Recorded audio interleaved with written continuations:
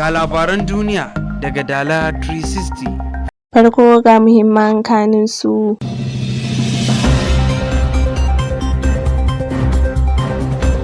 Karyewar Naira ta durƙusar da wasu kamfanoni 300 a Najeriya, ya ƙara haifar da matsin tattalin arziki.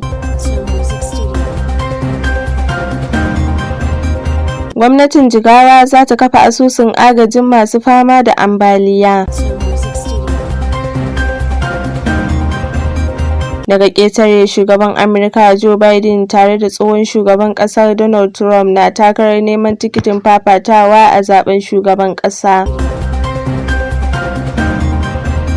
Masu sauraro, Assalamu alaikum warahmatullah. Yau muna 25 ga watan Sha'aban shekara ta 1445 bayan hijirar fiyayyen halitta Annabi Muhammad sallallahu alaihi wasallam daga Makka zuwa Madina, wanda ya daidai da 6 ga watan Maris shekara ta 2024. Kanin labaran kuka saurara, yanzu ga cikakkun su tare da Nisar Taliru Muhammad Kurna. Ƙungiyar masu kamfanonin samar da kayayyaki a Najeriya MAN ta ce kamfanoni kusan 300 ne suka durƙushe tun bayan da aka fara samun karyewar darajar kuɗin ƙasar nan. Karyewar darajar Naira dai ta jefa tattalin arzikin Najeriya cikin wani hali, lamarin da wasu masana'antu ke cewa su ma ba su tsira ba. Alhaji Sani Hussaini, memba a majalisar zartarwa a ƙungiyar kamfanoni a Najeriya, ya ce faɗuwar darajar Naira ta kai da tashi sama da kashi 100 na abubuwan da suke sarrafawa, kuma ba za su iya ƙara farashin kayayyakin su ya kai wannan farashin ba a kasuwa. Haka zalika kayan abinci su ne suka fi tafiya a kasuwa, lamarin da ya sa idan ba su kamfanoni ke sarrafawa ba, kasuwar na ci baya, inda ya ce kashi 80 cikin 100 na kayayyakin da kamfanonin ke amfani da su shigo da su ake yi daga waje, lamarin da ya ce ya jefa wasu ƙarin kamfanoni kimanin 150 cikin tangal-tangal. Daidaituwar farashin kuɗaɗe wajen musayar dalar Amurka, a cewar sa, zai taimaka gaya wajen tafiyar da ayyukan kamfanoni da masana'antu a ƙasar, tun bayan bullo da garan bawul ta fuskokin da suka hada da janye tallafin man fetur da daidaita kasuwar musayar kudaden waje. A bara ne kasar ta shiga wani hali, yayin da al'ummar ta ke ci gaba da kokawa kan tsadar rayuwa. Gwamnatin jihar Jigawa ta bayyana cewa za ta kafa asusun ambaliya na dindindin domin ayyukan shawo kan ibtila'in ambaliya da kuma agajin waɗanda ambaliya ta yi wa barna a faɗin jihar. Gwamna Umar Namadi ne ya bayyana haka lokacin da yake kaddamar da kwamitin magance ambaliya a gidan gwamnati ranar Juma'a. Kwamitin, wanda aka nada Aminu Karni a matsayin shugaba, an dora masa aikin tsare-tsaren yadda za a kafa asusun tallafin masu fama da ibtila'in ambaliya, Flood Disaster Emergency Trust. An wakilta masu jan aikin tabbatar da kafa asusu da kuma irin yadda za ta tafiyar da asusun. Da yake jawabi lokacin kaddamar da kwamitin, gwamna Namadi ya nuna gamsuwa dangane da ci gaban da aka samu shawo kan ambaliya a shekarar 2022, sannan ya jaddada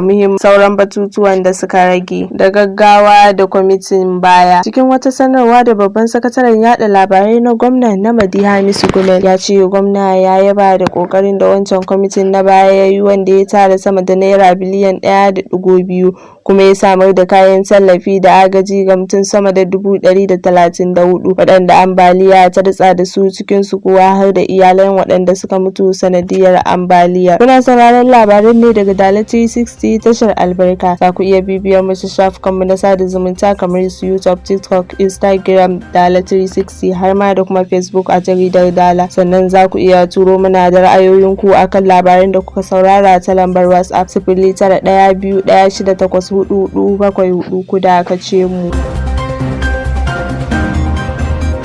Barkanmu da dawowa, yanzu labaran zai daura. Daga kasashen ƙetare, shugaban Amurka Joe Biden tare da tsohon shugaban ƙasar Donald Trump sun shirya tsaf domin lashe tikitin tsayawa jam'iyyun su takara a wani gagarumin zaben fidda gwani da ke gudana a wannan ranar Talatar, abinda zai ba su damar sake kafa tarihin fafatawa da juna a babban zaben ƙasar na watan Nuwamba mai zuwa. Ana gudanar da zaben na fidda gwani ne a wannan rana da ake yi wa lakabi da Super Tuesday a jihohin Amurka 16. shida da suka hada da wani yanki da ya taso tun daga Alaska da California zuwa Vermont, yayin da ɗaruruwan wakilin jam'iyyu ke ciki tsaka mai wuya. Wannan zaben na fidda gwani shine mafi girma da manyan jam'iyyun Democrat da Republican ke gudanarwa a ranar guda a ƙasar Amurka, duk da cewa hankula sun fi karkata kan zaben fidda gwanin ɗan takarar shugaban ƙasar, amma har ila yau ana kada ƙuri'ar zaben wadanda za su tsaya takarar cike gurbi a majalisar jihar California. Kazalika ana zaben gwamna a jihar North Carolina, zaben da ke zama zakaran gwajin dafi ga jam'iyyar Democrat mai mulki gabanin babban zaben shugaban ƙasa na watan Nuwamba. Duka a nan muka kawo ƙarshen labaran, sai dai kafin mu yi sallama ga bitar wasu daga cikin labaran da kuka saurara.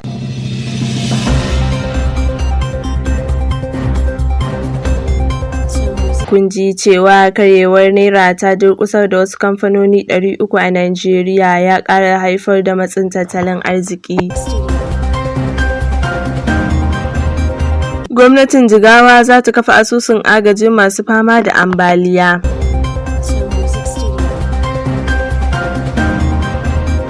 Daga ƙetare kun ji cewa shugaban Amurka Joe Biden tare da tsohon shugaban ƙasar Donald Trump na takarar neman tikitin fafatawa a zaben shugaban ƙasa. Karin maganar mu a yau cewa yake duniya ta ishi bagaruwa jima. Duniya ta ishi bagaruwa jima a madadin sashin labarai da al'amuran yau da kullum na Dala 360, musamman wanda ya tattara labaran Kabiru Suleiman, sai wanda ya tace su Mustapha Abdulmumin Gyaɗi-Gyaɗi, Umar Ishaq Umar Sharda da ya sada ni da ku. Sai ni da na karanto Sare Talir Muhammad Kuna nake cewa ku ci gaba da kasancewa da Dala 360 tashar albarka.